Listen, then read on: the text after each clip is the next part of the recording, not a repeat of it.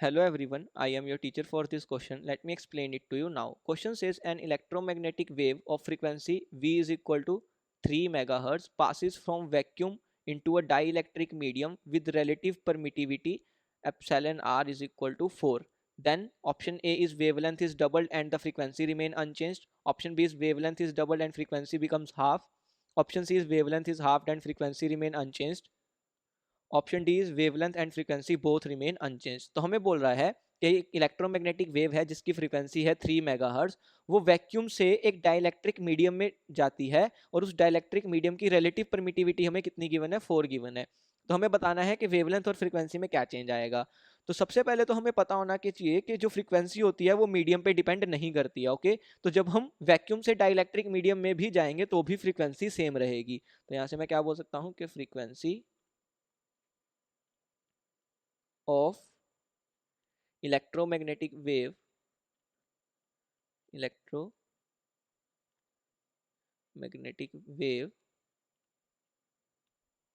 does not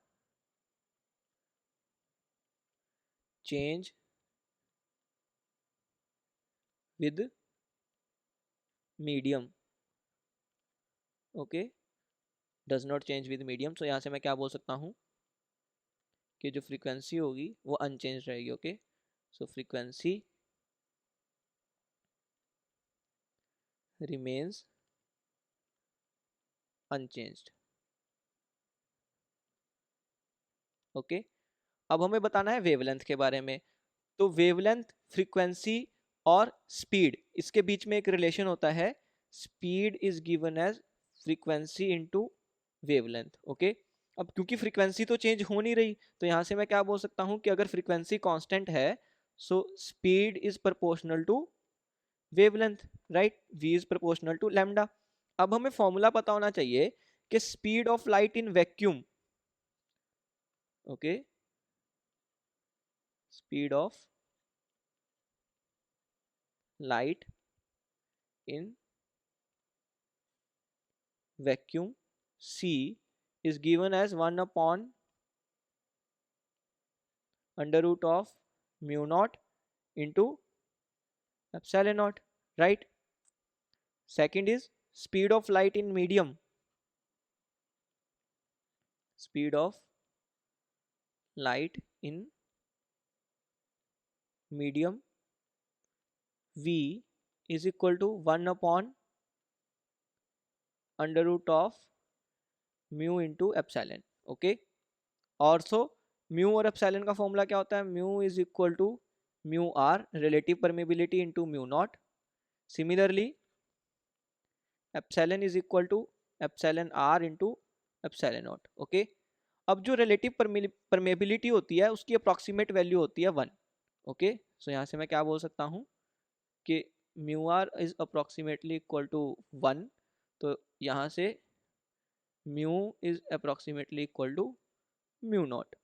epsilon R की value हमें given है 4, epsilon R is given as 4। So यहाँ से क्या आ जाएगा, epsilon is equal to 4 times epsilon naught. तो यहाँ से मैं v लिख सकता हूँ, v is equal to 1 upon under root of mu, mu is approximately equal to mu naught and epsilon, epsilon is equal to 4 times epsilon naught. Okay, ये मेरे पास आ जाएगा विच इज इक्वल टू, देखो ये 4 under root के अंदर है, 4 का under root हो जाएगा 2, तो वो तो बाहर आ जाएगा, इंटू 1 अपॉन क्या बच जाएगा, under root of mu naught into epsilon naught. So mu naught into epsilon naught. Okay, ये मेरे पास आ गया। सो यहाँ से मैं क्या बोल सकता हूँ कि 1 upon under root of mu naught epsilon naught, ये किसके इक्वल है, सी के इक्वल है, right.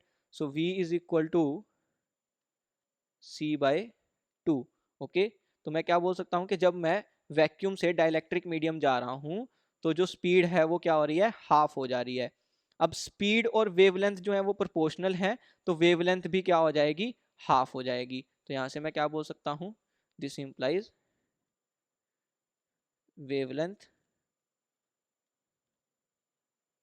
is halved when electromagnetic wave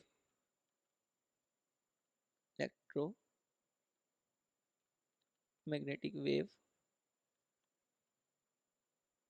passes from vacuum into a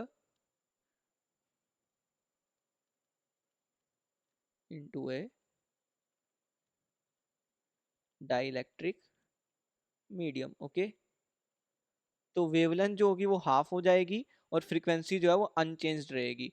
तो कौन सी ऑप्शन करेक्ट हो जाएगी? Wavelength is halved and frequency remains unchanged. Okay, बाकी तीनों ऑप्शंस गलत होंगी बिकॉज ए ऑप्शन में बोल रहा है कि वेवलेंथ इज डबल और बी में भी बोल रहा है वेवलेंथ इज डबल, तो ये दोनों तो गलत है। डी में बोल रहा है wavelength and frequency both remain unchange, तो डी भी गलत है बिकॉज वेवलेंथ चेंज हो रही है, तो option C is the correct option. तो यहाँ से मैं क्या कंक्लूड कर सकता हूँ कि option C is the correct option. So that was the explanation of this question. Thank you.